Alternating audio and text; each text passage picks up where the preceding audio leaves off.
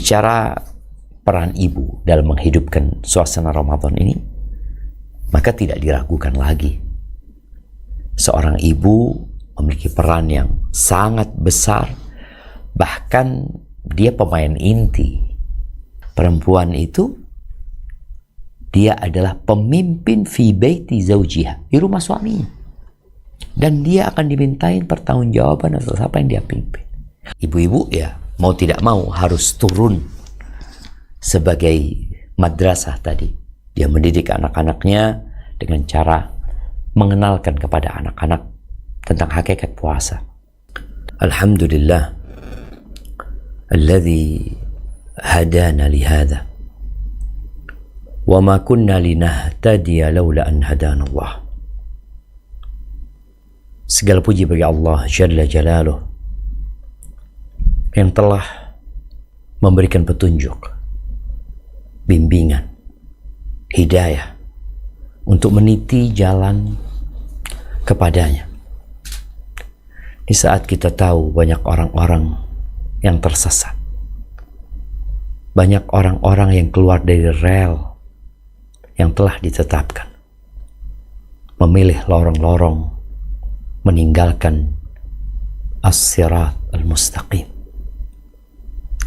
Kita bersyukur kepada Allah, Allah masih memberikan petunjuknya kepada kita. Kalau bukan karena petunjuk yang Allah berikan, maka tidak ada satupun yang mengetahui dan meniti jalan kebenaran. Kita tidak boleh berhenti berdoa, memohon, meminta kepada Sang Pencipta, ihdinas siratal mustaqim, tunjukkan kepada kami jalan yang lurus. Siratal ladzina an'amta alaihim, jalan untuk orang-orang yang Kau berikan nikmat kepada mereka. Ghairil maghdubi alaihim waladdallin, bukan jalan orang-orang yang dimurkai Allah. Orang-orang yang mengetahui kebenaran tapi dia tidak mau menerima dan menjalankan kebenaran itu. Tidak pula jalan orang-orang yang tersesat, yang mereka tidak mau belajar, mereka tidak mau bertanya, mereka tidak mau menuntut ilmu. Dia pikir yang penting beramal. Maka orang-orang yang beramal tanpa ilmu, mereka adalah orang yang berpotensi untuk menjadi orang-orang yang tersesat. Maka semoga Allah Azza wa Jalla memberikan kepada kita petunjuk kepada jalan yang lurus dan mematikan kita di atas petunjuk tersebut. Allahumma salli wa sallim ala abdika wa rasulika sayyidina wa maulana Muhammadin wa ala alihi wa ashabihi ajma'in. Ya Allah, semoga salawat dan salam, berkah dan nikmat senantiasa Engkau curahkan untuk hamba kekasih-Mu, untuk baginda Nabi kita Muhammad alaihi salatu wassalam, untuk keluarga beliau, untuk istri-istri beliau, untuk putra-putri beliau, dan untuk seluruh sahabat Nabi. Semoga Allah meridai kita bersama mereka. Amma ba'd, jamaah rahimakumullah, bicara Ramadan yang sudah tinggal kurang dari 2 pekan. Nah, Ramadan yang orang-orang soleh terdahulu berdoa, Allahumma ballighna Ramadan, ya Allah sampaikan kami ke bulan Ramadan. Sebagian kita mungkin gak pernah berdoa karena dia tidak tahu atau tidak mau tahu dengan keutamaan, dengan manfaat, dengan maslahat, dengan pentingnya bulan Ramadan. Bahkan sebagian kita masih beranggapan Ramadan adalah beban. Dia memikirkan bagaimana tatkala datang bulan Ramadan, maka ada banyak kesenangan dia yang tidak bisa dia dapatkan. Dia karena memang ketika Rasul Shallallahu Alaihi Wasallam menjelaskan bahwa Allah mengkhususkan puasa dari ibadah-ibadah yang lainnya. Kullu amal ibni Adam lahu illa shaum. Semua amalan anak Adam itu perhitungannya untuk dia. Sudah ada perhitungannya yang bisa dihitung. Kecuali puasa. Allah mengatakan fa'innahu li. Puasa itu milikku. Wa ana ajzi bih. Dan aku yang akan memberikan balasan. Kenapa? Karena ini orang meninggalkan hal-hal yang menjadi kebutuhan dan kesenangan diri. Yada'u ta'amahu wa syarabahu wa syahwatahu min ajli.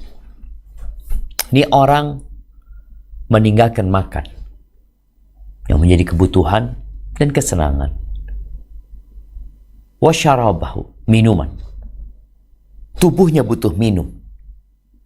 Dan bagaimana tatkala air dingin, segar, itu membasahi kerongkongannya di saat matahari terik menyengat. Itu bukan hanya kebutuhan, tapi di situ ada kenikmatan. Dia tinggalkan. Wa syahwatahu, syahwatnya. Istrinya yang merupakan pendamping hidupnya. Istrinya yang merupakan pakaian untuk dirinya. Istrinya yang merupakan ladang untuk dirinya. Tempat mendapatkan ketenangan. Dia tinggalkan istrinya. Karena apa? Karena Allah Azza wa Jalla. Maka orang-orang yang belum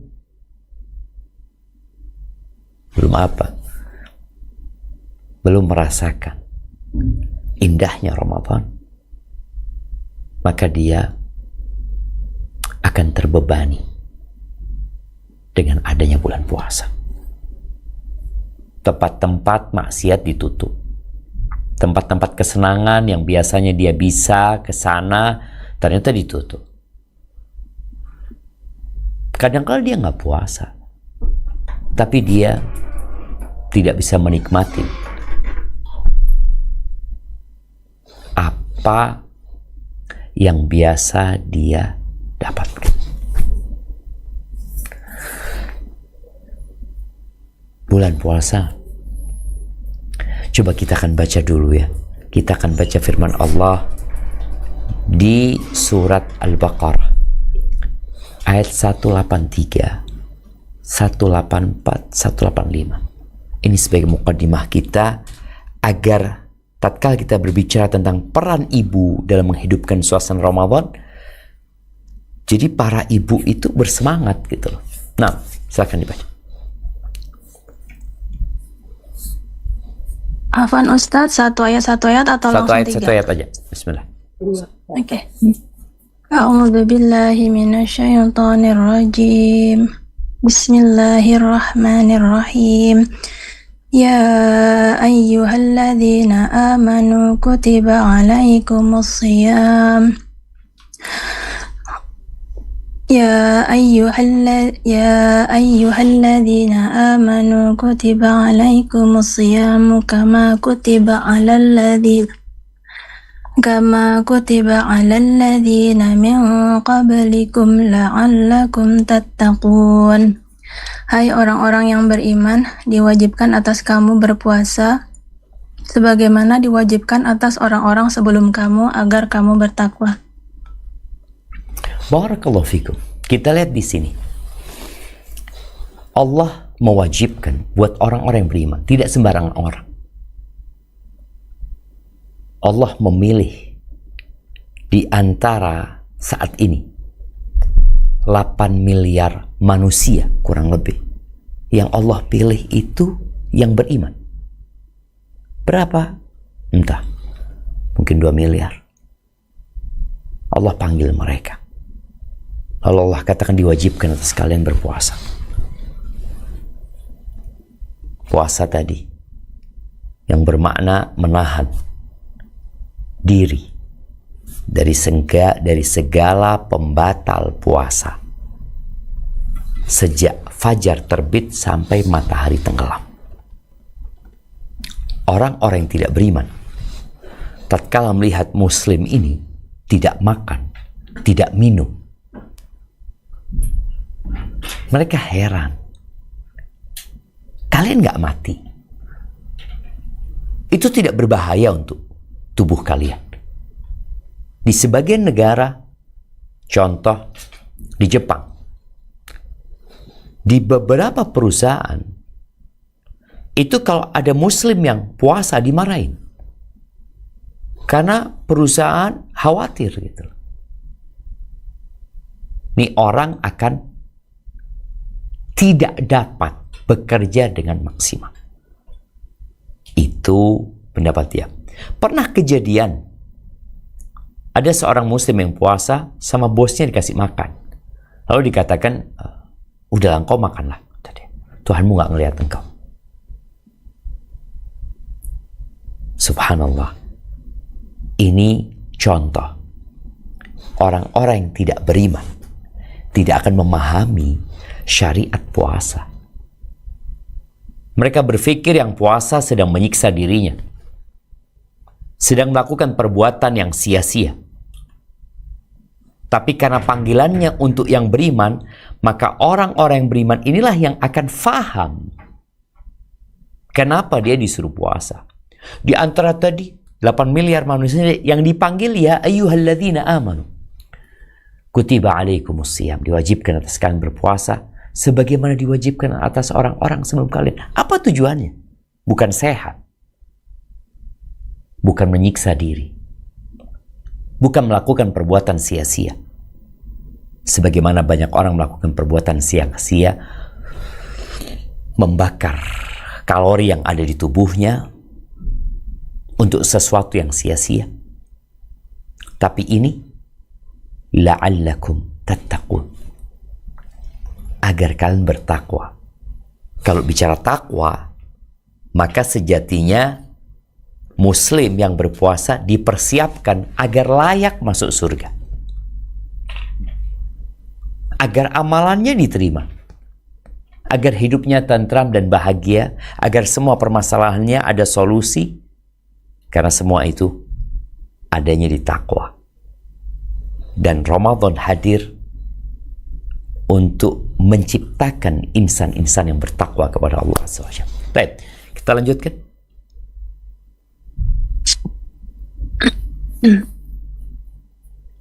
أياما معدودات فمن كن مريضا أو على سفر فعدة من أيام أخر وعلى الذين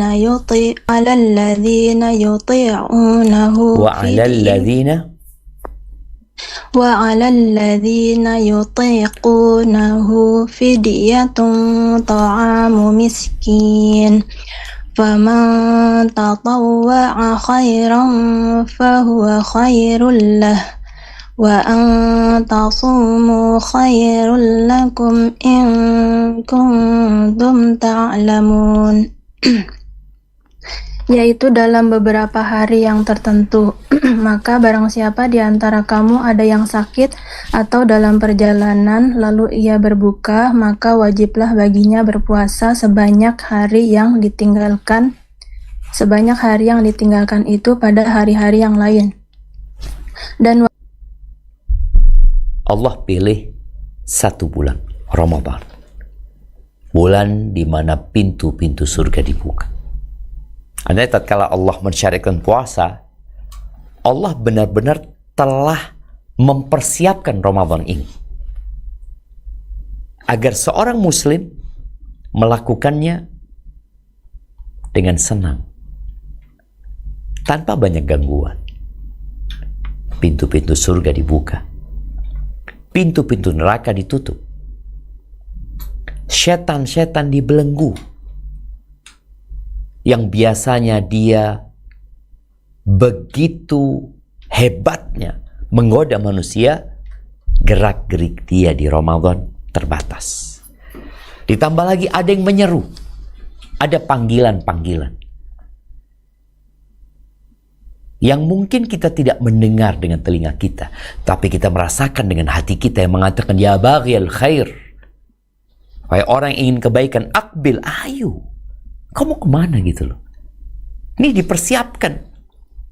Seperti tatkala ada pembukaan mall baru, lalu dikatakan di sana akan ada diskon besar-besaran, kemudian ada banyak hadiah dan bonus buat yang datang ke sana. Kira-kira apa yang akan dilakukan oleh orang-orang? Mereka akan berbondong-bondong ke tempat itu. Dikatakan akbil, ayo.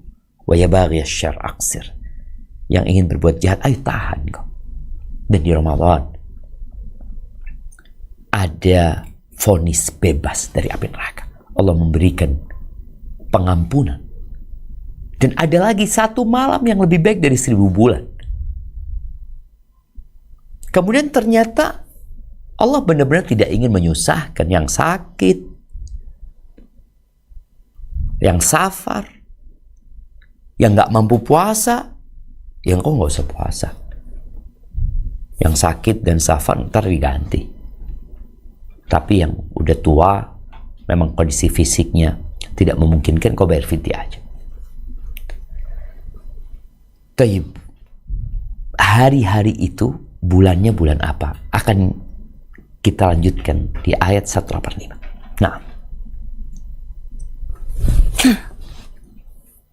Syahrul Ramadan alladzi unzila fihi al-Qur'anu hudan lin-nasi wa bayyinatin minal huda wal furqan. Faman syahida minkum asy-syahra falyasumhu wa man kana maridan aw ala safarin fa'iddatun min ayyamin ukhra yuridullahu bikumul yusra wa la yuridu bikumul usra walitukmilul iddata walitukabbirullah ala ma hadakum wa la'allakum tashkurun. Beberapa hari yang ditentukan itu ialah bulan Ramadan, bulan yang di dalamnya diturunkan permulaan Al-Quran sebagai petunjuk bagi manusia dan penjelasan-penjelasan mengenai petunjuk itu dan pembeda antara yang hak dan yang batil. Karena itu, barang siapa di antara kamu hadir di negeri tempat tinggalnya di bulan itu, maka hendaklah ia berpuasa pada bulan itu. Dan barang siapa sakit atau dalam perjalanan lalu ia berbuka, maka wajiblah baginya berpuasa sebanyak hari yang ditinggalkannya itu pada hari-hari yang lain. Allah menghendaki kemudahan bagimu dan tidak menghendaki kesukaran bagimu. Dan hendaklah kamu mencukupkan bilangannya dan hendaklah kamu mengagungkan Allah atas petunjuknya yang diberikan kepadamu, supaya kamu bersyukur. Barakallahu fiik. Allah katakan bahwa puasa ini agar kau menjadi orang yang bertakwa. Kemudian di akhir ayat 185 Allah katakan walitukmilul iddah. Yang sebelumnya Allah mengatakan yuridullah bikumul yusra. Allah ingin kemudahan buat kalian. Wala yuridu bikumul usra. Allah tidak menginginkan kesulitan buat kalian. Maka aturannya dipermudah. Yang nggak mampu ya udah berbuka. Kalau dia dalam kondisi sakit atau musafir. Kemudian kata Allah, walitukmilul iddah. Agar bulan Ramadan itu kalian sempurnakan. Karena masih ada kaum muslimin yang puasa hanya karena gembira. Ikut-ikutan. Orang-orang pada puasa, dia puasa. Dia sibuk berbuka, dia sibuk sahur.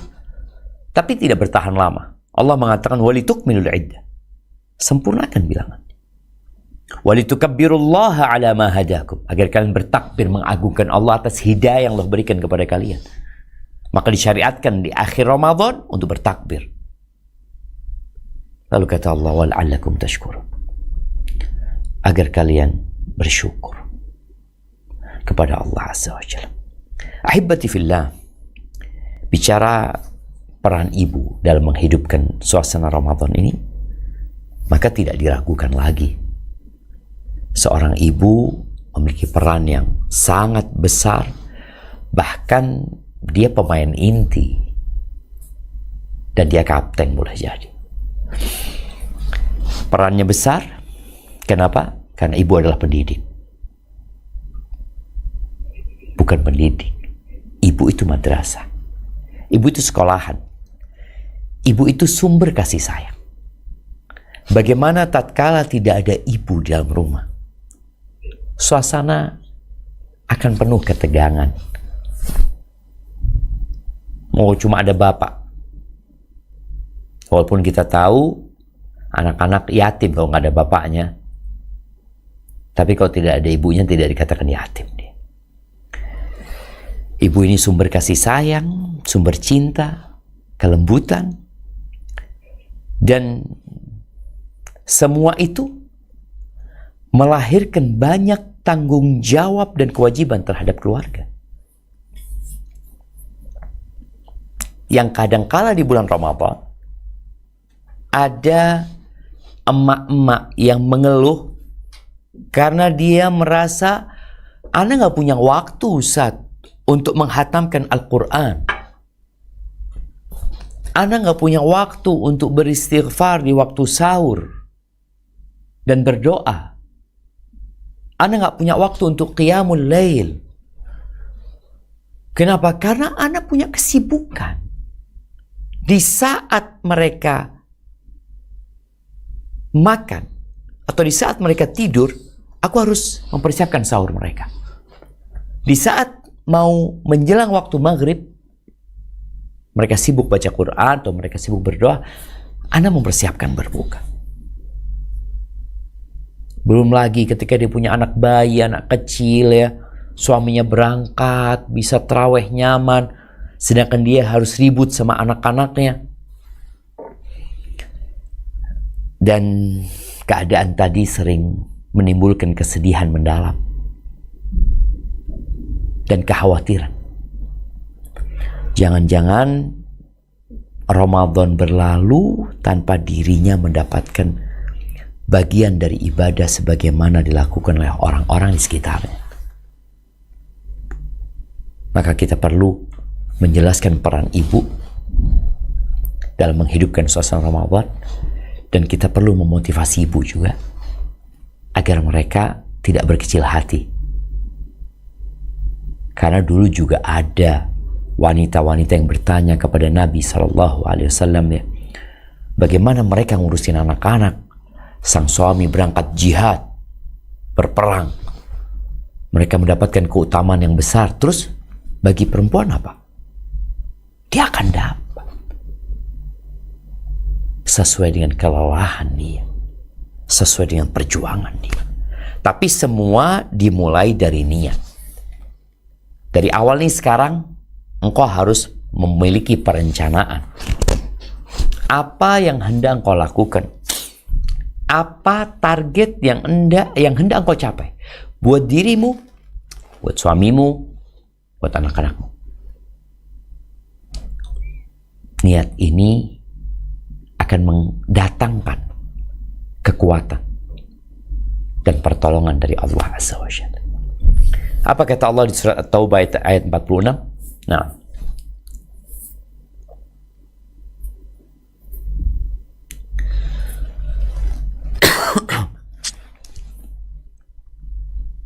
أعوذ بالله من الشيطان الرجيم ولو أرادوا الخروج لأعدوا له عدة ولكن كره الله بعاثهم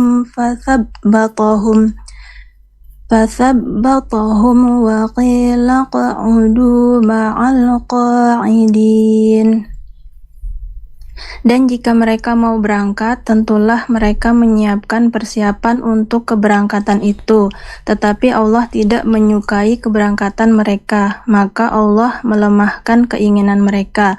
Dan dikatakan kepada mereka, tinggallah kamu bersama orang-orang yang tinggal itu. Barakallahu fiik. Ini ayat berbincang tentang orang-orang munafikin yang omon-omon doang. Tapi mereka kalau ngomong menakjubkan dan mempesona. Mereka tidak berangkat jihad. Kecuali yang dekat-dekat mungkin. Kalaupun berangkat, mereka hanya akan menjadi ular. Ini orang-orang yang tidak berangkat jihad, akhirnya mereka datang kepada Nabi SAW setelah pulang dari peperangan. Mereka meminta maaf. Mereka mengatakan karena ada urusan ini, urusan itu, sehingga mereka tidak bisa berangkat berjihad. Artinya mereka punya alasan. Tapi ternyata Allah dustakan pengakuan mereka, pernyataan mereka. Mereka dari awal memang tidak mau berangkat. Bukan mereka tidak bisa berangkat, tapi mereka tidak mau berangkat. Bukan mereka tidak mampu berangkat untuk berjihad, tapi mereka tidak mau. Dan ada perbedaan yang sangat jelas sekali antara tidak mau dan tidak mampu. Tidak mampu dia mau, tapi tidak punya kemampuan. Tidak mau dia mampu, tapi dia tidak mau berangkat.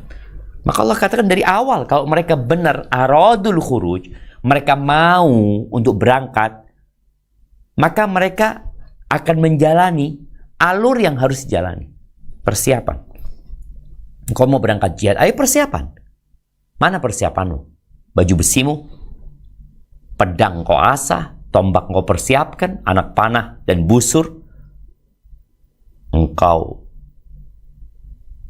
perbaiki kalau perlu diperbaiki. Kudanya dikasih makan. Kemudian berlatih. Itu tandanya engkau mau. Tapi kata Allah enggak. Mereka tidak mempersiapkan. Bohong mereka. Maka dikatakan Allah enggak suka dengan keberangkatan mereka akhirnya. Karena mereka ngomong doang. Akhirnya Allah bikin mereka tidak semangat untuk berangkat. Dan dikatakan udah kalian enggak usah berangkat. Kalian tinggallah bersama orang-orang yang tinggal. Begitu pula dengan Ramadan ini. Kalau benar-benar ibu-ibu, para wanita yang memiliki peran inti tadi ingin meraih pahala yang besar, maka dia akan mempersiapkan dia. Rubba amalin saghir tu'adzimhun niyah. Berapa banyak amalan kecil yang menjadi besar karena niat pelakunya.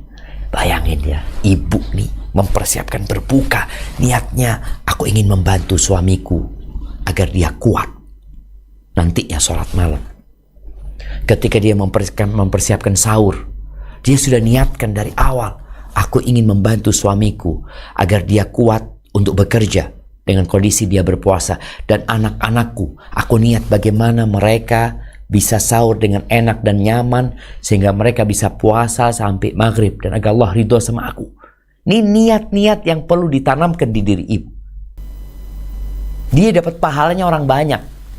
Dapat pahala suaminya yang puasa, insya Allah dapat bagian dia.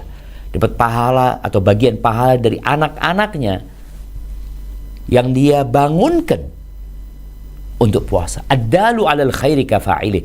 Orang yang menunjukkan orang lain untuk berbuat baik, itu seperti orang yang berbuat. Ini cuma nunjukin.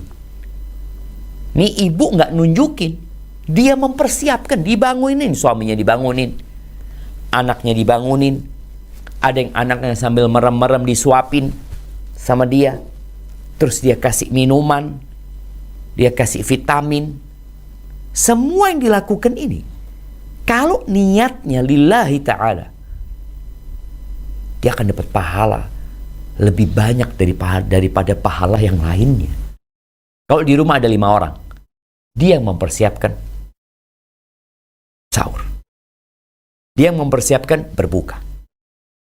Yang memberi buka orang puasa itu dapat pahala seperti orang yang puasa. Tapi gimana nih ibu-ibu bisa menghadirkan di dirinya niat tadi? Rubba amalin saghir, betapa banyak amalan yang kecil yang jadi besar gara-gara niat pelakunya. Tapi sebaliknya, wa rubba amalin kabirin tusaghiruhun niat, berapa banyak amalan yang besar tapi jadi remeh gara-gara salah niat. Ahibati fillah, maka jangan pernah meremehkan apapun yang harus engkau kerjakan, karena orang itu semua punya tanggung jawab. Kullukum ra'in wa kullukum mas'ulun an ra'iyati. Setiap kalian adalah pemimpin dan akan dimintain pertanggungjawaban atas apa yang dia pimpin. Fal imamu ra'in, pemimpin itu imam. Imam itu ya presiden kayak umpamanya. Pemerintah itu pemimpin. Dan dia akan dimintain pertanggungjawaban atas apa yang dia pimpin. Presiden akan bertanggung jawab. Kalau di Indonesia, dia bertanggung jawab atas apa yang menjadi rakyatnya, ada 280 juta. Dia akan ditanya tentang 250 juta. Berat, iya. Gubernur lebih sedikit, tapi tetap banyak. Bupati wali kota lebih sedikit, tapi tetap banyak. Dan semua akan dimintain pertanggungjawaban. Kemudian disebutkan warrajul, seorang laki-laki, seorang suami, pemimpin di keluarganya, dan dia akan dimintain pertanggungjawaban atas apa yang dia pimpin. Wal mar'atu, nih perempuan. Perempuan itu dia adalah pemimpin fi baiti zaujiha, di rumah suaminya. Dan dia akan dimintain pertanggungjawaban atas apa yang dia pimpin. Wal khadimu, nih pembantu nih, di Ramadan pun ART itu dapat menjadikan bulan Ramadan bulan menghasilkan banyak pahala. Niat yang penting. Niat bagaimana tatkala dia mempersiapkan berbuka. Kan ada di rumah yang ada pembantunya. Yang masak bukan istri. Yang masak bukan ibu. Tapi pembantu. Bagaimana pembantunya dapat pahala? Oh, dia dapat gaji kan? Naam. Itu urusan dunia. Tapi dia bisa meniatkan untuk akhirat dia. Ketika dia masak untuk berbuka. Kadangkala dia bangun terlebih dahulu sebelum majikannya bangun untuk sahur. Maka ketika niatnya berkhidmat, menjalankan tugasnya, karena dia akan dimintain pertanggungjawaban, ingat, tidak ada yang sia-sia bagi siapapun yang berbuat baik. Kalau niatnya benar dan tidak salah. Apa kata Allah Azza wa Jalla di surat Al-Kahfi ayat 30? Nah. A'udzu billahi minasyaitonir rajim. Innal ladzina amanu wa 'amilus solihati inna la nudhi'u ajra man ahsana 'amala. Sesungguhnya mereka yang beriman dan beramal soleh, tentulah kami tidak akan menyia-nyiakan pahala orang-orang yang mengerjakan amalannya dengan baik. Tuh, nggak ada yang sia-sia aja. Nggak ada cerita yang hilang dari catatan. Kiraman katibin ya'lamuna ma taf'alun. Ada malaikat yang senantiasa mendampingi, malaikat-malaikat mulia, mereka mencatat, tahu apa yang kau kerjakan. Ketika kita melakukan sebuah perbuatan yang tentunya dari satu rumah ke rumah lainnya nggak sama. Ada yang anaknya satu, ada yang anaknya dua, ada yang anaknya tiga, ada yang anaknya berkebutuhan khusus. Semoga Allah memberikan kesabaran kepada mereka. Ada yang pekerjaannya lebih berat daripada yang lainnya. Nggak sama. Nabi SAW pernah berkata kepada Aisyah radhiyallahu ta'ala anha, innalaki minal ajri ala qadri nasabiki wa nafaqatiki. Sesungguhnya engkau mendapatkan pahala sesuai dengan tingkat keletihan dan pengorbananmu dan nafkah yang kau keluarkan.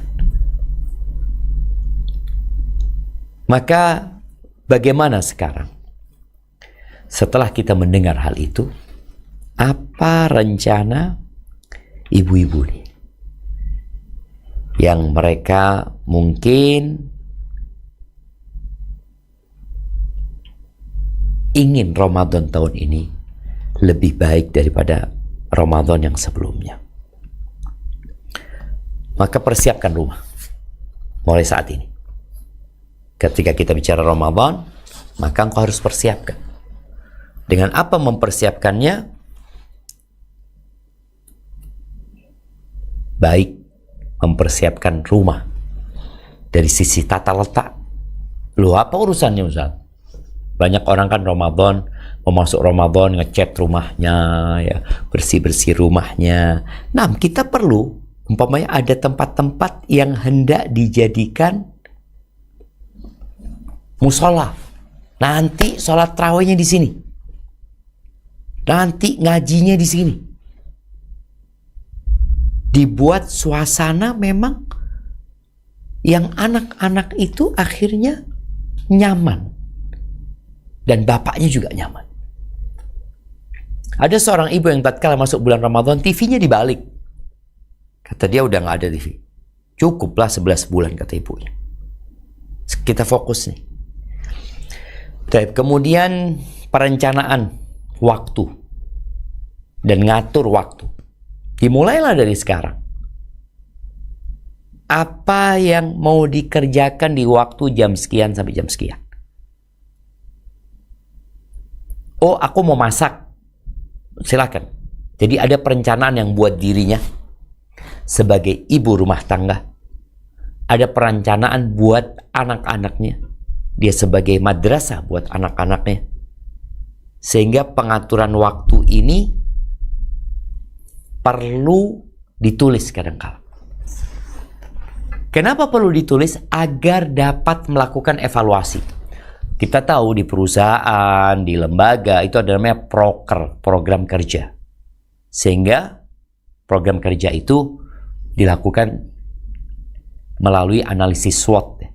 Dia akan lihat kekuatannya ada di mana, kelemahannya di mana, kesempatannya ada di mana, peluangnya ada di mana, tantangannya apa atau ancamannya apa. Jadi ketika dia membuat sebuah perencanaan, itu bukan hanya hayalan, tapi dia tahu, oh jam sekian kayaknya nggak bisa buat ngaji, karena anak-anak baru pulang sekolah.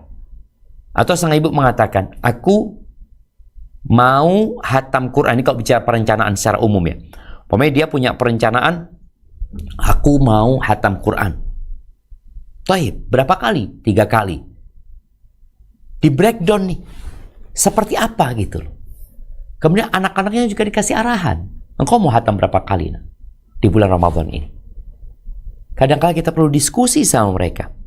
Kemudian kita perlu menata ulang urusan-urusan sosial.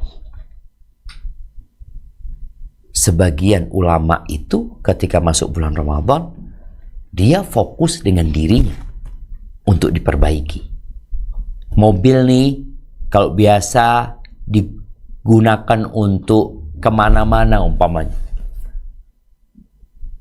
Kadang-kala, oh sana butuh. Oke, mobil dikirim ke sana. Tapi kalau mobil ini tidak diservis secara berkala, maka mobil ini gak akan bisa menyampaikan tugasnya. Rusak di tengah jalan. Nah, kita nih, tubuh kita ini perlu diservis. Dan servis tahunannya itu Ramadan. Oleh karena itu kalau kita lihat di 10 hari terakhir Nabi SAW malah ketika tersisa 10 hari, beliau lebih fokus dengan dirinya. Beliau tidak berangkat untuk ziarah, menyambung silaturahim dengan pergi tempat kerabatnya. Beliau tidak mengantarkan jenazah, tidak membesuk orang sakit. Beliau fokus dengan dirinya. Jadi kita perlu fokus dengan diri kita. Makanya kalau punya rencana-rencana yang sosial, mau buka bersama, mau sahur bersama, karena kita lihat di masyarakat, Mereka malah di bulan Ramadan ini sibuk dengan sosial, acara barengan ya, acara yang bersama-sama yang membuat waktu mereka habis. Nanti waktunya ada. Yang harus bekerja ya sudah, mau gimana lagi. Makanya tadi kita perlu melakukan analisis SWOT supaya kita ketika membuat perencanaan itu matang gitu. Tapi ada waktu-waktu kosong sudah, yang waktu-waktu kurang bermanfaat, umpamanya untuk melakukan aktivitas, gunakan untuk bertasbih, gunakan untuk berzikir, memperbanyak istighfar, bukan pegang handphone. Karena kita tahu ada orang-orang ketika nunggu, ketika nggak ngapa-ngapain, seakan-akan waktu itu istirahat, malah dia gunakan untuk pegang handphone, yang akhirnya dia nggak istirahat. Karena kita tahu ketika orang pegang handphone, bisa 1 jam dia pegang tanpa dia berhenti. Tapi tatkala dia diam saja, maka dia akan istirahat, atau dia akan berzikir, atau dia akan berdoa. Tapi itu berkaitan dengan perencanaan dan persiapan. Adapun berkaitan dengan tugas mendidik anak-anak nih, ibu-ibu ya mau tidak mau harus turun sebagai madrasah tadi. Dia mendidik anak-anaknya dengan cara mengenalkan kepada anak-anak tentang hakikat puasa dan tujuan puasa itu apa. Oh kan tahun lalu udah tahu anak-anak. Manusia itu pelupa. Jadi ibu-ibu mau tidak mau harus belajar lagi tentang fikih puasa. Dengan itu dia bisa menyampaikan kepada anak-anaknya. Kalau ada bapaknya, ya bapaknya diminta untuk menyampaikan. Terus bagaimana mengarahkan anak-anak untuk memperbanyak amal kebajikan di bulan Ramadan ini. Contohnya bersedekah, berbagi. Kan biasanya anak-anak tahu di sore hari ya, emaknya masak ini itu, ajarin anak-anak kita untuk berbagi.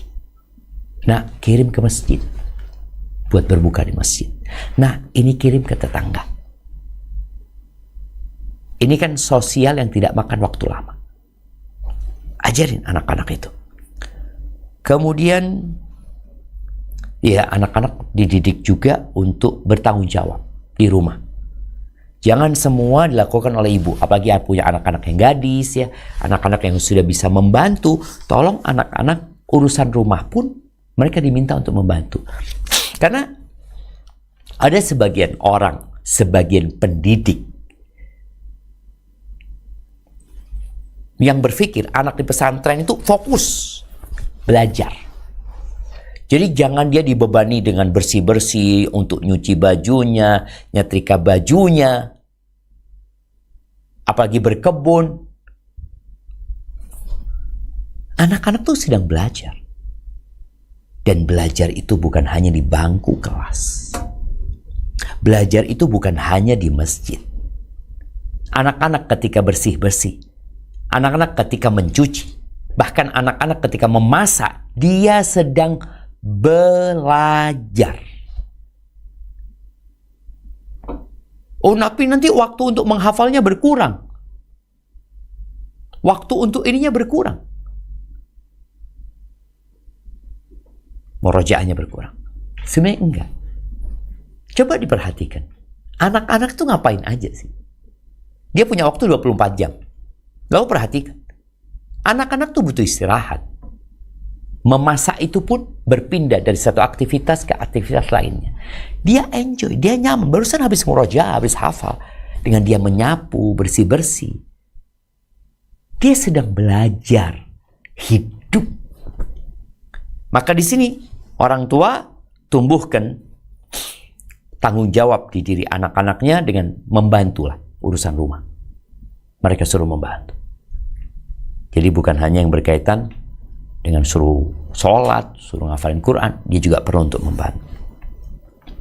Ada pun berkaitan dengan itu tadi, berkaitan dengan mendidik anak-anak ya,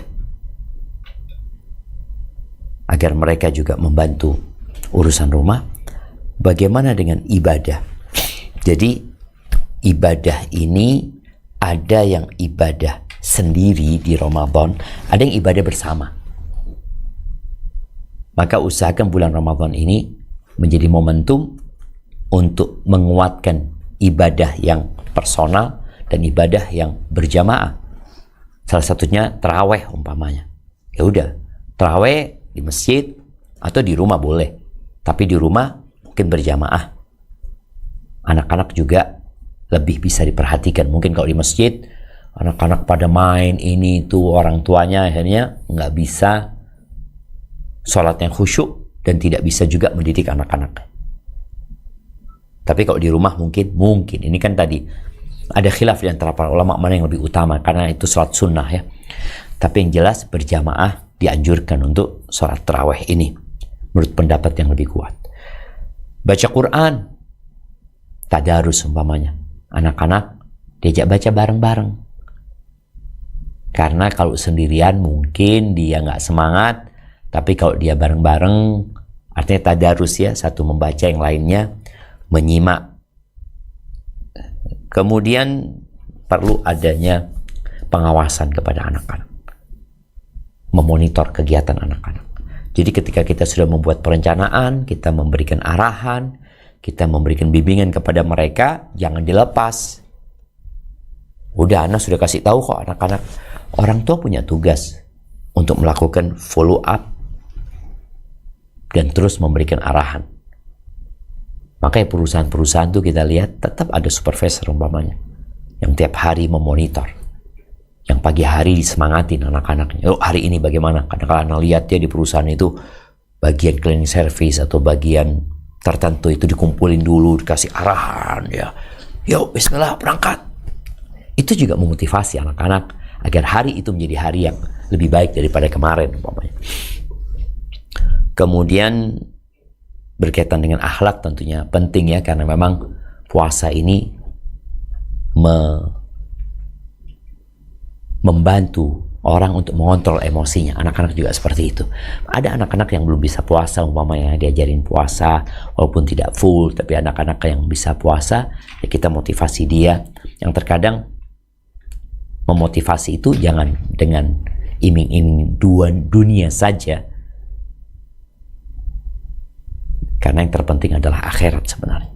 Kalau kita mau kasih hadiah, tafadhol, tapi tetap motivasi utamanya adalah mencari keridhaan Allah Azza wa Jalla, mencari surga Allah Jalla Jalaluhu ya. Kemudian ya buat para ummahat ya, engkau sedang berjuang, engkau sedang berkorban, maka jadikan semua kerjaan rumah itu ibadah. Inna salati wa nusuki wa mahyaya wa mamati lillahi rabbil alamin. Kalaupun engkau tidak bisa hatam Quran seperti suamimu, mungkin suami bisa 3 kali, engkau hanya bisa sekali. Tapi semoga engkau dapat bagian, karena engkau yang mempersiapkan kondisi di rumah untuk suami supaya dia nyaman baca Quran, tidak diganggu sama anak-anak. Dan engkau mengkondisikan anak-anak untuk membaca Al-Quran, engkau dapat bagian lagi dari anak-anak yang baca Quran. Jadi ingat, engkau perlu menumbuhkan di dirimu perasaan tadi, aku sudah menjalankan tugasku sebagai seorang ibu. Semakin engkau capek, semakin kau lelah di sini, engkau harus juga sadar bahwa pahalamu sesuai dengan kelelahan dan pengorbananmu. Artinya kalau engkau nggak capek, engkau nggak letih, sebagaimana kita lihat ada orang yang puasa hanya 10 jam, ada orang yang puasa 12 jam, ada orang yang puasa di musim dingin, ada orang yang puasa di musim panas yang panjang sekali siangnya. Maka pahalamu akan lebih. Orang yang hamil berpuasa dengan orang yang tidak hamil berpuasa, pahalanya berbeda. Loh kok bisa Ustaz? Tadi hadisnya Sallallahu alaihi wasallam menyampaikan pahalamu sesuai dengan keletihanmu dan pengorbanan secara nafkah yang kau keluarkan. Nggak sama. Yang muda, yang sehat, yang kuat dengan yang sudah sakit-sakitan tapi tetap dia berusaha untuk puasa, berbeda. Gimana? Kau masih nggak mau semangat ya? Kemudian jadilah teladan buat anak-anak. Ramadan nggak ada lagi teriak-teriak lah, nggak lagi marah-marah. Membangunkan anak capek untuk sholat, capek untuk sahur, capek. Allah Azza wa Jalla mengatakan wa'mur ahlaka bis salati wastabir 'alaiha, suruh keluargamu sholat dan kau sabar menyuruh mereka. Ingat tadi dengan pahala yang akan didapatkan. Maka tolong jadilah suri tauladan yang baik buat anak-anak. Jadi anak-anak itu memandang bapak sama ibunya adalah pahlawan buat dia, adalah jagoannya. Kalau orang tua masih sibuk dengan handphonenya, lalu anak dikatakan jangan pegang handphone, gimana kok? Tapi kalau orang tua sibuk dengan Qur'annya, sibuk berdoa, sibuk berzikir, anak-anak selalu melihat orang tuanya dalam kondisi yang menyenangkan, duduk sama anaknya membaca Al-Quran, atau sebelum berbuka anak-anaknya diarahkan untuk berdoa. Anak-anak lihat bapaknya berdoa, ibunya berdoa. Kira-kira anak-anak apa yang akan dilakukan? Aku juga mau minta, aku akan berdoa. Ketika melihat orang tuanya berbagi, maka akan tumbuh di dirinya, aku juga akan berbagi. Nanti ketika masuk Lailatul Qadar, 10 hari terakhir, dilihat orang tuanya iktikaf. Bagaimana Nabi SAW iktikaf dan beliau membangunkan keluarganya. Beliau fokus memperbaiki diri, padahal Allah sudah menyucikan beliau. Jadi oleh karena itu jadilah teladan. Karena mendidik dengan omongan, suruh ini, suruh itu berat. Tapi ketika kau jadi contoh, insya Allah kau akan lebih baik. Tadi ketika berbuka, makannya nggak banyak-banyak. Oh lihat, bapaknya nggak banyak-banyak makan. Ibunya nggak banyak-banyak. Anak akan tidak banyak-banyak. Terus nantilah habis sholat lah. Yang penting kita sholatnya. Kemudian tatkala sahur juga seperti itu. Kemudian ahibati fillah,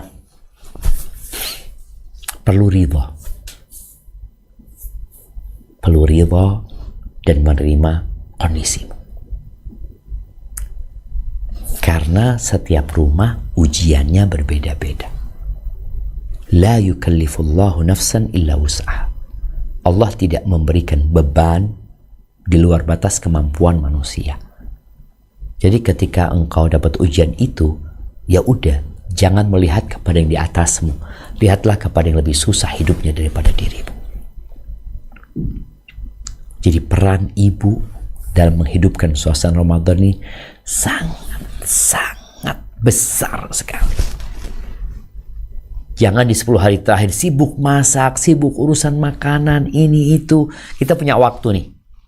Ibu-ibu yang mau beli pakaian baru buat anak-anaknya, yang berbelanja macam-macam nih, belanja sekarang. Belum masuk Ramadan. Sampaikan kepada anaknya, nak, bajumu udah selesai. Ini baju barumu. Ini jilbabmu yang baru. Ini kuenya umpama yang akan dimakan. Rencana makan apa di hari Lebaran. Karena orang itu memikirkan perut dan yang dibawa perutnya kadangkala. Maka bagaimana kita mempersiapkan? Sebelum masuk Ramadan semua sudah siap. Ramadan panen. Berlomba-lomba mendapatkan pahala. Dan kau sebagai seorang ibu, ambillah pahala yang paling banyak. Walaupun mungkin sholatmu nggak bisa seperti yang lainnya. Ibu-ibu juga datang bulan, nggak bisa sholat, nggak bisa ini dan itu. Tapi maksimalkan waktu agar kau mendapatkan pahala dari orang-orang yang engkau beritahu, yang engkau servis, yang engkau berbuat baik kepada mereka. Barakallahu fiik, itu mungkin yang dapat Ana sampaikan pada kesempatan kali ini. Kurang lebihnya mohon maaf, Ana kembalikan ke teman-teman. Kita masuk ke sesi tanya jawab. Barakallahu fikum. Nah. Assalamualaikum warahmatullahi wabarakatuh. Ustaz dari Sydney. Waalaikumsalam warahmatullahi wabarakatuh. Ahlan wa sahlan. Barakallahu fik. Naam. Barakallahu fik. Mau pertanyaan Ustaz, kalau kita dalam keadaan umroh waktu Ramadan Ustaz, apakah kita itu boleh minum obat yang memberhentikan haid? Nah. Waktu Ramadan. Ini untuk umrohnya apa untuk puasanya? Untuk puasanya juga dengan umroh, karena kita dalam keadaan umroh di bulan Ramadan. Siap, Masya Allah. Barakallahu fikum. Ya, ahibati fillah, berkaitan dengan sebuah takdir untuk para wanita yang sudah Allah tetapkan sejak penciptaan. Langit dan bumi 50 tahun sebelumnya, 50.000 tahun sebelumnya. Di mana wanita datang bulan, laki-laki tidak. Dan Allah Azza wa Jalla tatkala menciptakan wanita berbeda dengan laki-laki, itu maslahatnya buat wanita itu sendiri. Dia akan merasakan sakit. Dia merasakan gak enak perutnya.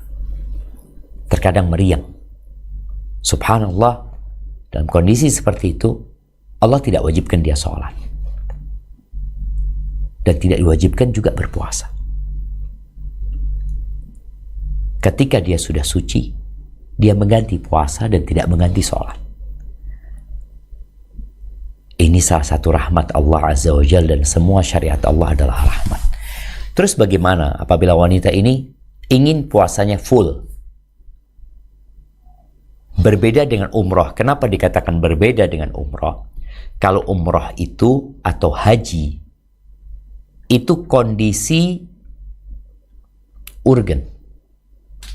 Karena dia punya waktu umroh hanya 9 hari. Dikhawatirkan dia datang bulan, maka dia mengkonsumsi itu obat. Ditahan obatnya sebentar. Setelah itu dilepas. Karena memang termasuk syarat sahnya tawaf itu harus dalam kondisi suci. Sedangkan kalau untuk puasa, ada gantinya. Memang perempuan seperti itu tuh. Puasanya nggak lengkap 1 bulan. Tapi dia nanti ganti di hari-hari lainnya. Apakah boleh ketika dia puasa, dia ingin puasa sempurna? Para ulama menyebutkan boleh-boleh saja. Asalkan tidak membahayakan dirinya. Karena biasanya yang bertentangan dengan hal yang natural, dia menolak gitu loh, untuk datang bulan. Padahal seharusnya dia datang bulan. Kalau ternyata itu membahayakan dirinya, maka jangan. Kalau tidak membahayakan dirinya, tafadhol. Karena untuk Ramadan itu nggak darurat, tapi untuk umroh darurat. Untuk Ramadan nggak ada masalah gitu loh. Tapi kalau untuk umroh, dia nggak punya pilihan. Dia punya visa, dia harus berangkat tanggal sekian, dia pulang tanggal sekian. Dan dia nggak bisa balik ke sana karena butuh biaya besar lagi kalau dia balik tanpa menyelesaikan ibadah umrohnya. Tapi kalau Ramadan, enggak. Memang engkau bisa ganti puasa yang kau tinggalkan. Engkau punya waktu 11 bulan untuk menggantikannya. Namun tadi yang jelas, untuk mendapatkan pahala yang lebih banyak buat para wanita yang sedang datang bulan, yang mungkin bagi dia, kok gimana sih, kok kurang. Melihat orang puasa, aku nggak puasa. Banyak pahala yang bisa engkau dapatkan. Seperti yang tadi udah kita bahas. Hadza wallahu a'lam bissawab. Nah. Assalamualaikum Ustaz, pertanyaan dari Perth. Barakallahu fikum. Nah. Dia harus berangkat tanggal sekian, dia pulang. Dan dia Sekarang ini udah nih. Oke. Assalamualaikum warahmatullahi wabarakatuh, Ustaz. Waalaikumsalam warahmatullahi wabarakatuh. Ahlan wa sahlan. Barakallahu fiik. Nah. Oh, langsung tanya aja. Pertanyaan saya, persiapan yang sebagus-bagusnya untuk meraih Lailatul Qadar, di samping kita fokus 10 hari terakhir Ramadan, dan ciri-cirinya yang kita dapat pada diri sendiri itu apa saja, Ustadz? Masya Allah. Barakallahu fiik. Barakallahu fiik, Ustadz. Barakallahu fiik. Ya. Subhanallah jamaah ya. Kita nih, kalau faham dengan hakikat dunia, maka kita tidak akan mensia-siakan satu malam yang lebih baik dari 1000 bulan.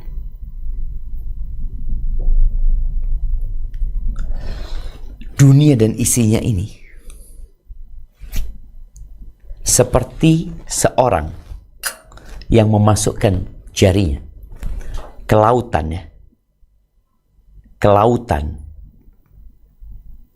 Bukan ke gelas ya, ke lautan. Lihat nih, ana melihat hanya ada satu tetes. Lautan itu akhirat, jemaah. Namun ternyata banyak manusia dilalaikan dengan yang satu tetes tadi. Untuk yang satu tetes dia akan persiapan berbulan-bulan, bertahun-tahun kadangkala dia, untuk mendapatkan satu tetes yang dibagi 8 miliar manusia tadi. Tapi untuk yang samudra, yang akhirat itu, kita nggak persiapan apa-apa. Kemarin persiapan menyambut tahun baru. Apa yang dilakukan oleh orang-orang? Persiapan untuk pernikahan. Berapa bulan sebelumnya dipersiapin. Tanggalnya, dia mau cuti, dia mau ini, itu. Dia mempersiapkan diri. Tapi untuk satu malam yang lebih baik dari 1000 bulan, kita biasa-biasa. Jadi kalau bicara persiapannya apa? Niat yang pertama. Engkau benar ingin mendapatkan Lailatul Qadar? Iya. Oke, langkah selanjutnya. Bersihkan hati dari segala penyakit hati dan dari dosa-dosa yang mengotori hati. Kita ini kadangkala tidak mampu untuk mendapatkan sesuatu gara-gara hati kita kondisinya lemah. Karena banyak dosa. Seperti seorang yang bertanya kepada Hasan al-Basri, kenapa aku nggak bisa sholat malam? Padahal aku sudah persiapan. Nih, dia niat. Persiapan. Apa persiapannya? Bukti dia benar-benar mau sholat malam, dia persiapkan air wudhunya. Karena di masa lalu, nggak seperti masa sekarang, tinggal buka keran, dia ambil wudhu. Dulu persiapkan airnya, mungkin sejadahnya dipersiapkan. Kemudian dia tidur, tidak terlalu malam. Ini persiapan. Tahu-tahu bangunnya adzan subuh. Kenapa orang lain bisa, aku nggak bisa? Hasan Basri mengatakan, qayyadatka dzunubuka. Engkau dirantai sama dosa-dosa. Jadi yang perlu dilakukan persiapan setelah niat itu adalah membersihkan hati. Tempat Allah lihat tuh hati kita. Yang kalau ada dosa akan menjadi noktah hitam. Perbanyak istighfar, mohon ampun kepada Allah Azza wa Jal. Setelah engkau istighfar, mohon ampun dan bertobat kepada Allah SWT, kuatkan hatimu dengan membaca banyak-banyak zikir. Dalam sebuah hadis disebutkan, man ajiza an mukabadatil lail atau an yukabidal lail, barang siapa yang lemah, yang dia nggak mampu untuk sholat malam, wa bakhila an yunfiqal mal, dan dia juga sulit untuk berbagi, wajabuna an yujahidal adu, dan dia juga pengecut untuk perang melawan musuh, maka falyukthir min dzikrillah, hendaklah dia memperbanyak zikir.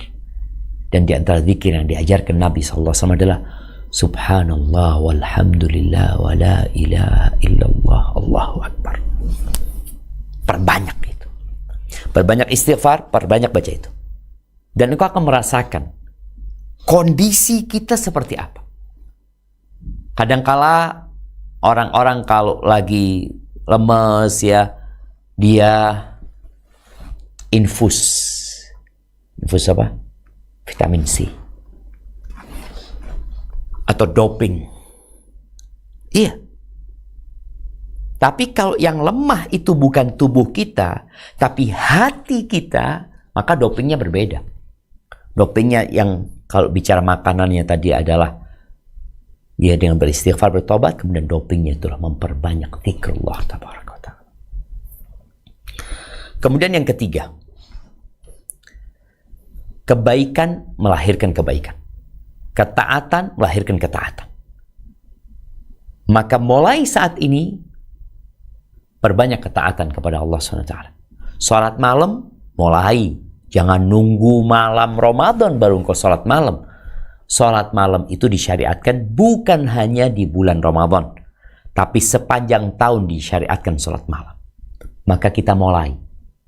Yang biasa sholat malamnya umpamanya 7 rakaat atau 5 rakaat, udah jadikan 11.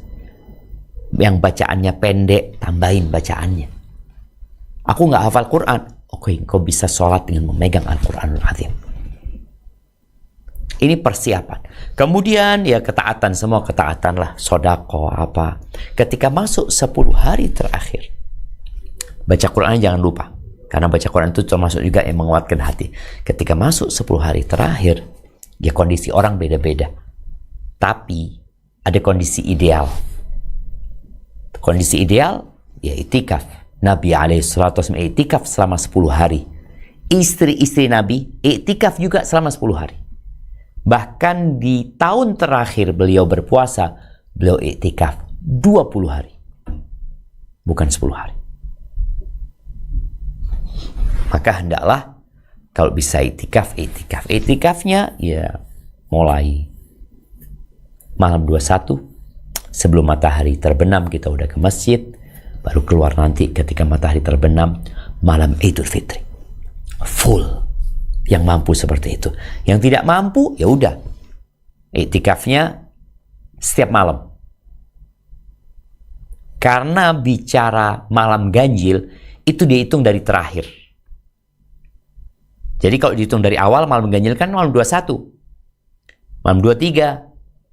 Malam 24, 25, 27, 29. Tapi ternyata Nabi SAW pernah mengatakan, kalian bangunlah di malam hari itu, di 9 hari yang tersisa. 9 malam yang tersisa.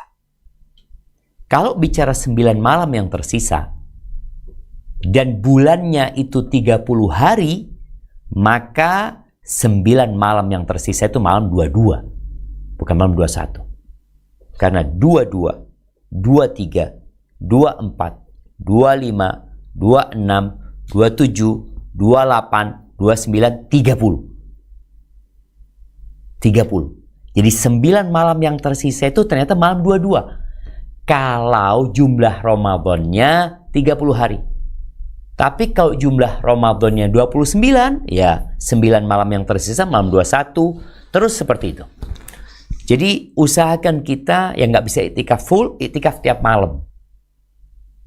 Bagaimana dengan emak-emak? Ya sudah, engkau rencanakan di rumahmu. Walaupun iktikaf, jumhur ulama berpendapat di masjid. Namun ada pendapat dari Abu Hanifah buat wanita, karena memang mereka lebih diutamakan di rumah, boleh dia di rumah. Di rumah, dia matahari terbenam, dia sudah masuk ke tempat iktikafnya, dia berbuka di sana, udah mulai dia beribadah. Jadi malam Lailatul Qadar ini ada di 10 hari terakhir. Kalau engkau tiap malam beribadah bersungguh-sungguh, mesti dapat insya Allah. Karena kalau dikasih pilihan nih. Nih ada amplop 10. Di salah satu amplop itu ada duit $10.000 Australia. Kalau dia random, Ana ambil ini.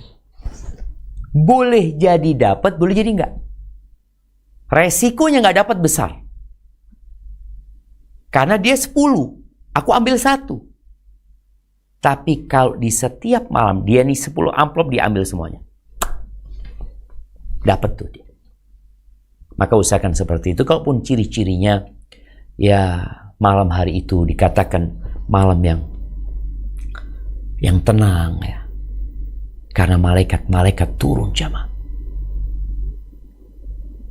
ke langit dunia dan jumlah mereka seperti butiran pasir yang ada di muka bumi ini. Jadi banyak sekali mereka turun sehingga malam itu malam yang sangat tenang, damai ya. Tidak ada yang mengatakan tidak dingin, tidak panas. Ini sesuai dengan kondisi di setiap negeri ya. Karena dari satu negeri-negeri lain berbeda. Jadi dari 10 hari itu yang jelas malam itu berbeda dengan malam-malam yang lainnya. Lebih tenang, lebih nyaman. Salamun hiya hatta matla'il fajr. Ada riwayat yang mengatakan juga ketika matahari terbit tidak menyengat. Karena ketika matahari terbit itu malaikat sedang proses naik ke atas dan malaikat tercipta dari cahaya. Sehingga cahaya ketika bertemu dengan cahaya, artinya cahaya matahari melewati cahaya malaikat-malaikat yang sedang naik ke atas sehingga tidak menyengat panasnya pada waktu itu. Hadza wallahu a'lam bissawab. Barakallahu fiik Ustaz. Wa fiik wa barak. Na'am. Nah, dari Brisbane Ustaz.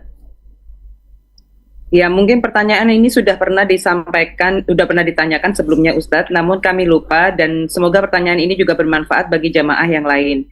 Jika di masjid lokal, sholat witirnya dilakukan seperti sholat maghrib, apa yang sebaiknya dilakukan oleh jamaah agar tetap mendapatkan pahala sholat semalam suntuk bersama imam? Jazakumullahu khairan.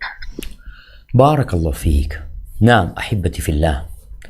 Berkaitan dengan sholat witir, yang mungkin kita terbiasa dengan 2, 1, atau 3 langsung. Kemudian kita bermakmum dengan imam yang sholat witirnya seperti sholat maghrib. Wallahu a'lam bishawab ya. Karena kita ikut imam, insya Allah nggak masalah. Karena memang dalam madhab Hanafi, mereka berpendapat bahwasanya sholat witir itu boleh seperti sholat maghrib. Sedangkan kita menjadi makmum. Walaupun kita berpendapat bahwasanya itu tidak boleh umpamanya, atau tidak disyariatkan. Tapi karena kita menjadi makmum, sebagaimana tatkala kita sholat subuh, imamnya kunut, dan kita berpendapat kunut itu tidak sunnah umpamanya. Tapi karena kita jadi makmum, maka kita pun ikut, mengikuti imam. Innama ju'ilal imam liyu'tamma bihi. Imam itu ditetapkan untuk diikuti. Selama pendapat yang dianut oleh imam itu masih ada ruang untuk diterima, maka insya Allah menurut ana wallahu a'lam ya, ikutlah imam. Semoga dengan cara seperti itu kita dapat pahala sholat bersama imam semalam suntuk.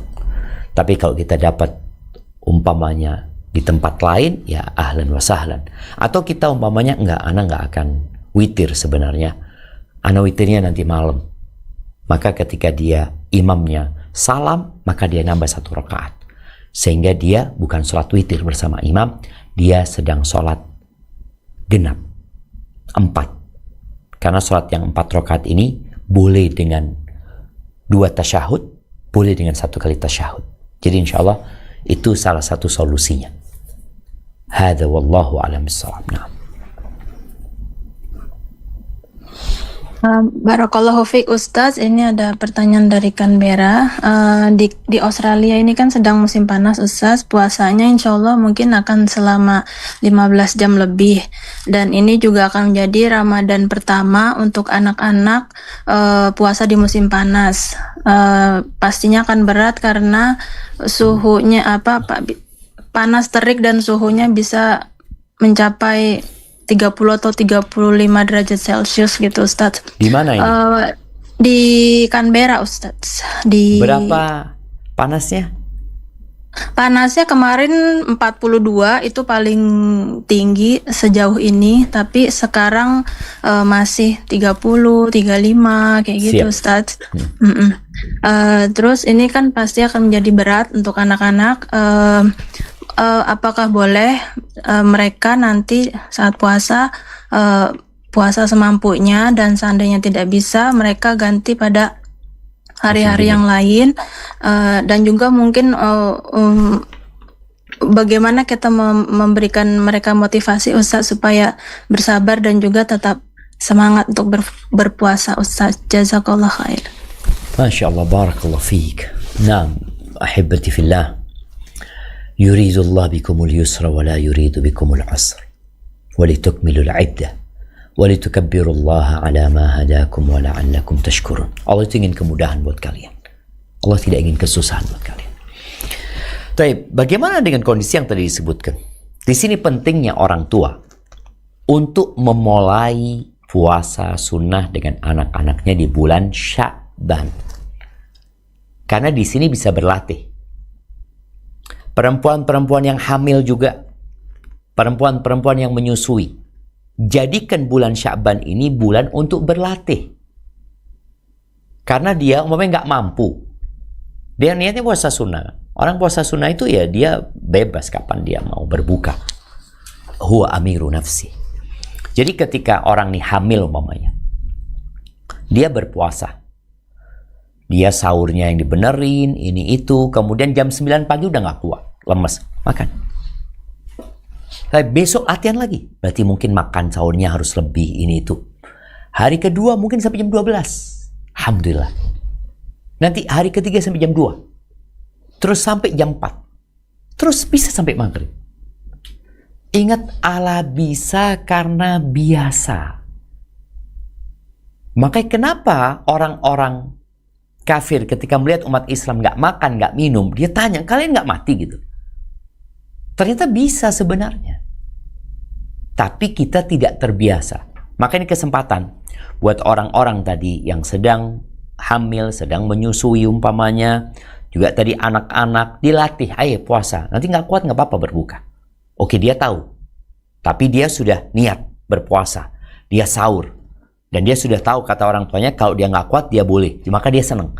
Ternyata dia kuat. Dia mampu sampai zuhur. Udah alhamdulillah. Besok puasa lagi. Ternyata besok dia sampai jam 1. Seperti itu. Namun kalau nanti anak-anak ternyata memang mereka kepayahan. Tetap ya. Bukan dia nggak puasa. Dia niat. Dia niat berpuasa. Dia sahur dengan sebenar-benarnya. Kemudian dikondisikan bagaimana dia bisa mampu untuk berpuasa. Nanti umpamanya ternyata dia waktu asar dia sudah dehidrasi dan akan berbahaya buat dirinya, dia berbuka. Karena dia sakit. Karena dia tidak mampu. Besok dia puasa lagi. Jadi jangan karena hari itu nggak mampu, oh aku berarti nggak mampu, besok nggak puasa. Enggak, kau wajib puasa. Karena kau nggak tahu dengan hari esok mau mampu atau tidak. Tapi tetap tadi niat berpuasa. Ketika dia nggak mampu, maka dia berbuka. Banyak tukang-tukang bangunan atau pekerja-pekerja keras yang bekerja di bawah terik matahari. Ketika anak tegur, kenapa nggak puasa, Pak? Dia mengatakan, nggak kuat, Ustaz. Sahur, enggak. Oh, berarti Bapak nggak niat puasa. Ketika niat puasa, engkau akan sahur. Engkau akan sahur, kerjanya mungkin dia akan pakai payung atau apa supaya dia tidak dehidrasi. Ada usaha. Nah, dengan usaha itu, ya Allah tahu kita sedang berusaha. Jadi kalau nanti akhirnya nggak mampu, ya udah berbuka. Karena dia tidak mampu. Bukan tidak mau. Hadza wallahu a'lam bissawab.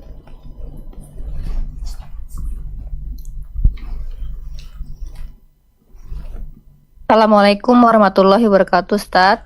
Dari Kuala Lumpur.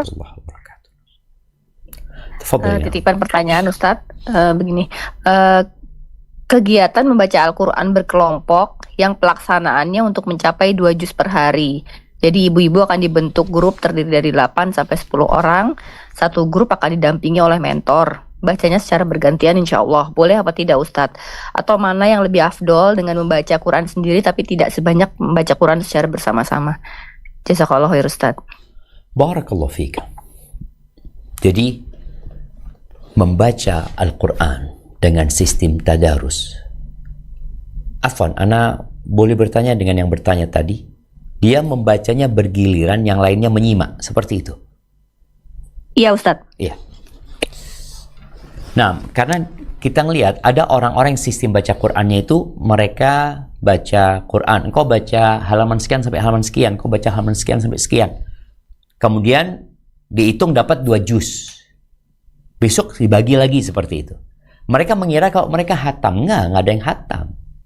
Karena memang bacanya itu nggak 30 juz akhirnya nantinya.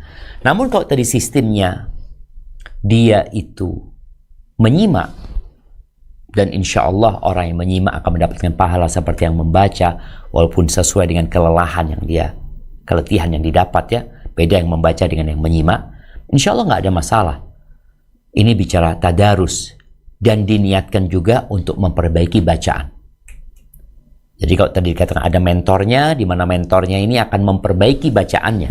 Ketika salah, jadi bukan sekedar baca cepat-cepatan, tapi usahakan memang baca juga tujuannya memperbaiki bacaannya, kemudian hatam sehingga dia menyimak bacaan saudaranya yang salah. Oh, ternyata bacaan itu salah. Mentornya memberikan penjelasan.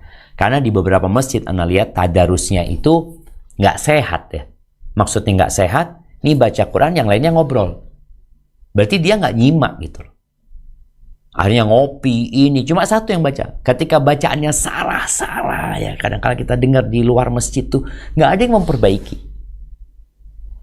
Maka hendaklah orang itu berusaha untuk mendekati sunnah. Jadi bacanya ada yang baca dan ada yang mendengarkan. Yang mendengarkan pun usahakan teliti sehingga dia dapat memperbaiki. Tapi kalau tadi disebutkan ada mentornya ngerasa bagus ya untuk memperbaiki bacaan mereka. Mana yang lebih utama, baca bareng-bareng atau baca sendiri? Baca bareng-bareng dapatnya banyak, baca sendiri dapatnya sedikit.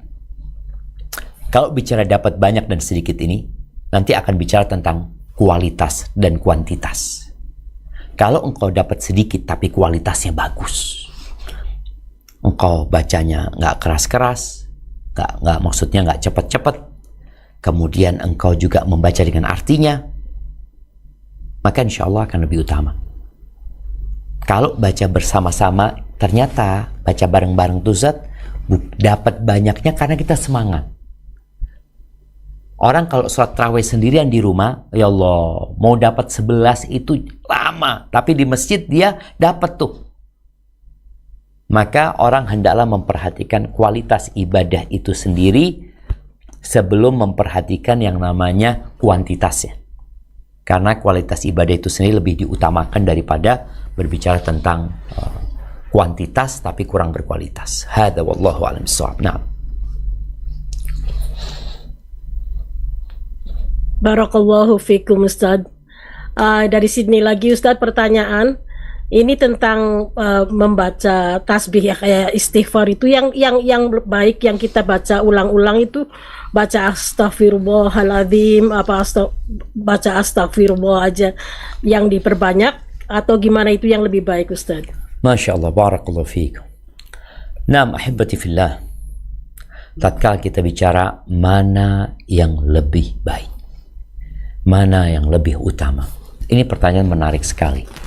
Jadi ada sunnah-sunnah Nabi SAW yang seharusnya kita membaca semuanya. Nanti baca yang ini, nanti baca yang ini, nanti baca yang ini. Di antara semua istighfar, Nabi SAW menyebutkan Sayyidul istighfar itu adalah Allahumma anta rabbi wa ana abduka wa ana ala ahdika wa wa'dika mastata'tu abu'u laka la ilaha illa anta khalaqtani wa ana abduka. Itu Sayyidul istighfar yang paling utama. Itu dianjurkan baca pagi dan petang sekali-sekali. Tapi mau dibaca di waktu lain boleh. Tapi untuk yang memperbanyak istighfar, Nabi SAW pernah membaca sekali duduk. Beliau membaca Rabbighfirli wa tub alayya innaka antat tawwabur rahim. Rabbighfirli wa tub alayya innaka antat tawwabur rahim. Itu yang dibaca Nabi SAW. Kemudian kalau kita membaca astaghfirullahaladzim alladzi la ilaha illa huwal hayyul qayyum wa atubu ilaih, kita baca itu juga. Atau kita baca astaghfirullah wa atubu ilaih. Beda ya, ketika kita baca astaghfirullah wa atubu ilaih, ini cuma pendek sekali. Pendek, jadi orang bisa lebih banyak bacanya daripada dia membaca Rabbighfirli wa tub alayya innaka antat tawwabur rahim. Waktunya lebih banyak. Waktunya lebih banyak sehingga dia akan lebih letih. Sama-sama 100, dia baca astaghfirullah 100, dengan baca astaghfirullah wa atubu ilaih 100, dengan membaca Rabbighfirli wa tub alayya innaka antat tawwabur rahim, tentunya berbeda. Tapi tadi usahakan kita mengamalkan semuanya. Sekali lagi kita baca ini, baca itu, kemudian baca doanya Nabi Yunus, la ilaha illa anta subhanaka inni kuntu minadh dhalimin. Itu juga mengandung unsur memohon ampun kepada Allah Azza wa Jalla. Atau doanya Nabi Adam alaihissalam ketika beliau dikeluarkan dari surga Allah Azza, ketika beliau berbuat dosa ya, beliau makan dari buah yang terlarang itu, beliau mengatakan Rabbana walamna anfusana wa illam taghfir lana wa tarhamna lanakunanna minal khasirin. Itu juga mohon dibaca. Jadi ketika baca ini, soalnya kadang-kala kita baca satu macam itu akhirnya kurang ada penghayatan. hanya lewat di lisan. Padahal kita membaca istighfar dalam rangka memohon ampun, meminta sesuatu kepada Allah, yang Allah tidak mengabulkan doa kalau bersumber dari hati yang lalai. Terus yang diajarkan kepada Abu Bakar umpamanya, Allahumma inni zalamtu nafsi zulman katsira wa la yaghfiru dzunuba illa anta faghfir li maghfiratan min 'indika warhamni innaka antal ghafurur rahim. Itu juga. Jadi usahakan kalau bicara mana yang lebih utama, tadi Sayyidul Istighfar sudah disampaikan. Tapi kalau untuk doa yang dibaca berulang kali, tentunya kalau panjang mungkin akan berat, sehingga kita sulit untuk mendapatkan 100 kali. Tapi kalau yang Rabbighfirli wa tub alayya innaka antat tawwabur rahim, itu mudah insyaallah. Hadza wallahu alam. Mungkin satu pertanyaan lagi. Assalamualaikum Ustaz. Pertanyaan dari Waalaikumsalam warahmatullahi wabarakatuh. Naam, tafadhal. Ya, barakallah. Bagaimana peran ibu menghadapi tantangan gadget dan media sosial di bulan Ramadan, Ustaz? Barakallahu fiik. Barakallahu fiik. Naam, ahibati fillah. Kalau bicara bagaimana menghadapi tantangan, tadi udah dibahas. Perlu ada perencanaan yang matang. Ibu-ibu harus jadi contoh, jadi teladan. Maka duduk sama anaknya. Apa yang mau dikerjakan di bulan Ramadan ini? Apa target-targetnya? Anak-anak tetap mau pegang handphone. Oke, umpamanya. Karena memang sulit untuk mencarikan kegiatan pengganti. Jam berapa dia pegang gadget? Dan apa yang akan dia tonton? HP umpamanya jam sekian dikumpulin semua. Ya udah, engkau sudah selesai tugasmu atau selesai hakmu untuk nonton umpamanya selama 1 jam, udah selesai. Diambil. Kemudian dikasih kegiatan lain. Perlu kegiatan yang menjadi pengganti anak-anak tidak sibuk dengan gadgetnya. Dan subhanallah ya, Barat pun, kita tidak bicara umat Islam, gadget ini di Barat pun jadi penyakit. Bagaimana anak-anak kemudian kehilangan aktivitas sosialnya. Di beberapa daerah itu diadakan penelitian ya, percobaan. Anak-anak itu di beberapa keluarga, mereka tidak boleh pegang handphone selama 2 pekan. Memang awal hari ya, marah ini, hari kedua, hari ketiga mulai dia cari kegiatan yang bermanfaat buat mereka. Akhirnya mereka mulai ngobrol, mereka baca buku, mereka diskusi gitu. Jadi ada hal-hal yang sebenarnya dulu kita lakukan. Dengan adanya gadget ini, itu hilang. Dulu suami istri kalau berduaan ngapain? Ya ngobrol. Sekarang semua sibuk dengan handphonenya. Dulu tetangga sama tetangga kalau lagi kumpul ngapain? Ngobrol, cerita sana, cerita sini ya. Seperti itu. Kadang-kadang ngerumpi, ghibah umpamanya. Dosa tapi itu. Artinya kegiatan itu dulu pernah dilakukan. Bagaimana kita menghadirkan kegiatan-kegiatan dulu sebelum adanya gadget. Dan gadget, orang tua harus berani mengontrolnya. Dan untuk kebaikan anaknya. Tapi tadi anak-anak perlu diajak. Ada yang nyampaikan ya, connection before correction ya. Bagaimana kita menyambung koneksi dulu sama anak kita. Setelah itu baru kita melakukan koreksi. Jangan lagi orang tua sibuk marah-marahin anaknya, teriak-teriak sama anaknya. Kayaknya ada kondisi yang memang mereka udah nggak bisa dilakukan seperti itu. Kalau memang bermanfaat ya silahkan, tapi buktinya enggak. Anak-anak malah tidak menghargai orang tua yang nanti ya dengan cara seperti itu. Barakallahu fiik, itu yang dapat Anda sampaikan. Kurang lebih. Ustaz, satu lagi Ustaz. Siap. Jadi satu aja Ustaz. Nah, Silakan respon. Jazakumullah khairan Ustaz, barakallahu fiik. wa fiik wa barak. Nah. Ya, mohon nasihatnya Ustadz bagaimana menjaga keikhlasan niat sebagai guru Al-Quran yang menerima bayaran, baik dalam mengajar maupun dalam menetapkan bayaran agar tetap bernilai ibadah dan tidak menghilangkan pahala di sisi Allah. Jazakumullah khairan. Barakallahu fiik. Jemaah, kalau bagaimana kita menjaga keikhlasan kita, berapapun uang yang diberikan kepada kita, itu sejatinya hina. Maksudnya hina, dia sesuatu yang remeh sekali. Maka para guru Al-Quran jangan sampai menjadikan itu tujuan untuk menjaga keikhlasannya. Dia ambil duit itu sebagai gaji umpamanya yang diberikan kepada dia, dia ambil untuk biaya hidup dia. Tapi bukan jadikan itu tujuan. Yang menjadi tujuan dia, bagaimana aku mengajarkan Al-Quran kepada orang ini.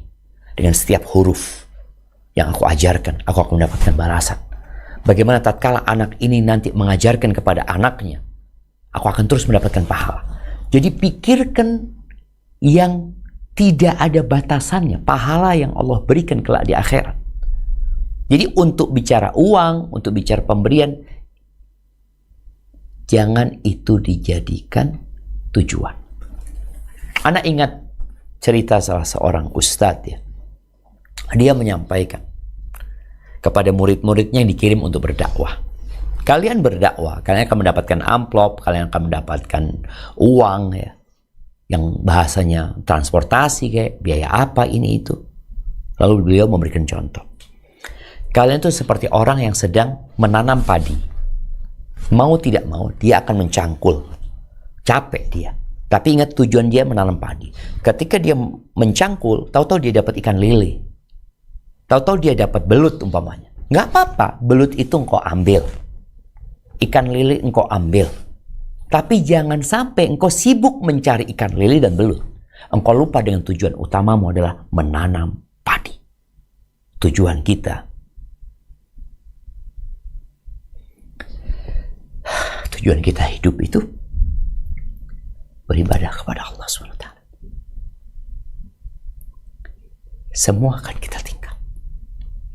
Maka jadikan keridhaan Allah yang menjadi target paling besar. Berdoalah meminta kepada Allah, wala taj'alid dunya akbar hammina wala mablagha ilmina. Jangan sampai dunia itu menjadi ambisi kita yang paling besar. Tujuan akhir dari ilmu yang kita miliki. Maka itu yang perlu ditumbuhkan di diri kita. Jangan sampai yang remeh yang bakal kita tinggal itu jadi tujuan kita. Tetap tujuan kita akhirat. Engkau dapat sesuatu dari dunia seperti para mujahidin ketika mereka berperang, mereka dapat harta rampasan perang. Dan itu tidak masalah. Asalkan tetap niatnya mereka adalah menegakkan agama Allah Azza wa Jalla. Jazakallah khair. Sampai berjumpa kembali. Subhanakallahumma wa bihamdika. Ashhadu an la ilaha illa anta astaghfiruka wa atubu ilaik. Wassalamualaikum warahmatullahi wabarakatuh.